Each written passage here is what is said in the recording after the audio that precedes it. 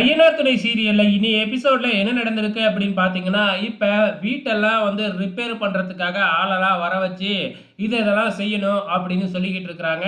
கொஞ்ச நேரத்துல பார்த்தீங்கன்னா, சந்தாவும், சந்தாவோட அண்ணனும் அங்க வர்றாங்க. நம்ம சேரன் தான் வீட்ல வேலை இருக்கு அப்படின்னு சொல்லி வர வச்சிருக்காப்லையாட்டுக்கு. கூடவே சந்தாவையும் கூட்டிக்கிட்டு வர்றதுனால, நம்ம சோழன் வழக்கம் போல போயி சந்தாவையும், சேரனையும் சேர்த்து வச்சு கிண்டல் பண்ணிக்கிட்டு இருக்கிறாப்புல. நீ மட்டும் இங்க அண்ணனை வேலை செய்ய விடாம பண்ணக்கூடாது. ஏன்னா இன்னைக்கே வேலைலாம் முடிஞ்சாகணும் அப்படின்னு நம்ம சோழன் சந்தா கிட்ட சொல்லிக்கிட்டு இருக்கிறாப்புல. இங்க இப்படி வேலை நடந்துகிட்டு இருக்கு இல்லையா? இங்க நிலாவை ஆபீஸ்ல காமிக்கிறாங்க. அந்த ராகவ் மூஞ்சி வீங்கி போய் ஆபீஸ்க்கு வராப்புல. நம்ம சோழன் சொன்ன மாதிரியே ராகவ் சோழன் தான் அடிச்சாப்புல அப்படின்னு யாருக்கிட்டையும் சொல்லவே இல்லை.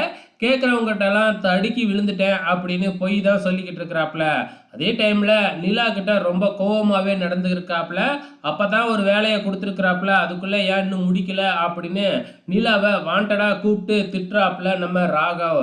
ஸோ இதனால் நம்ம நிலா ரொம்ப கடுப்பாகிறாங்க. சீக்கிரமாக வேறு வேலையை பார்த்துக்கிட்டு போகணும் அப்படின்னு சொல்லி தன்னோட ஃப்ரெண்டுக்கிட்ட வேறு எங்கேயாச்சும் வேலை இருக்கான்னு எனக்கு சொல்லு. இதுக்கப்புறம் என்னால் இங்கே வேலை பார்க்க முடியாது. எங்கள் பெரும் பிரச்சனையாக இருக்குது அப்படின்னு சொல்லிடுறாங்க. ஆனால் என்ன பிரச்சனை அப்படிங்கிறத மட்டும் சொல்ல மாட்டேங்கிறாங்க நம்ம நிலா. ஸோ நிலா என்ன செய்ய போகிறாங்க அப்படிங்கிறது தெரியல. இங்கே வேலை நடந்துக்கிட்டு இருக்கு இல்லையா? கரெக்டாக நம்ம சேரனோட பெரியம்மாவும் பெரியப்பாவும் அங்கே வராங்க. வந்ததுக்கப்புறம் பார்த்திங்கன்னா, இந்த வீட்டில் எந்த வேலையும் செய்யக்கூடாதுல்ல, ஏன் செய்கிறீங்க அப்படின்னு கேட்குறப்ப, பெருசாக வேலை செய்யல நாங்கள் அப்படின்னு நம்ம சேரன் பொறுமையாக பேசுகிறாப்புல. ஆனால் நடேசன் ரொம்ப ஓவராக பேசி நேராக அவங்க போய் போலீஸை அழைச்சிக்கிட்டு வந்துடுறாங்க. போலீஸ் அழைச்சிக்கிட்டு நடேசன் அடங்காமல் பயங்கரமாக சத்தம் போட்டு அடிச்சு புடுவேன், கொன்று புடுவேன் அப்படி இப்படின்னு சொல்லவும், இதுக்கப்புறம் நீங்கள் இங்கே இருக்கக்கூடாது. அதான் இந்த வீட்டு மேலே கேஸ் போய்கிட்டு இருக்குல்ல, அந்த கேஸ் முடிஞ்சதுக்கு அப்புறம் யாருக்கு தீர்ப்பு வருதோ அவங்க இந்த வீட்டை என்ன வேணுமாலும் பண்ணிக்கிங்க. அது வரைக்கும் இந்த வீட்டில் யாரும் இருக்கக்கூடாது.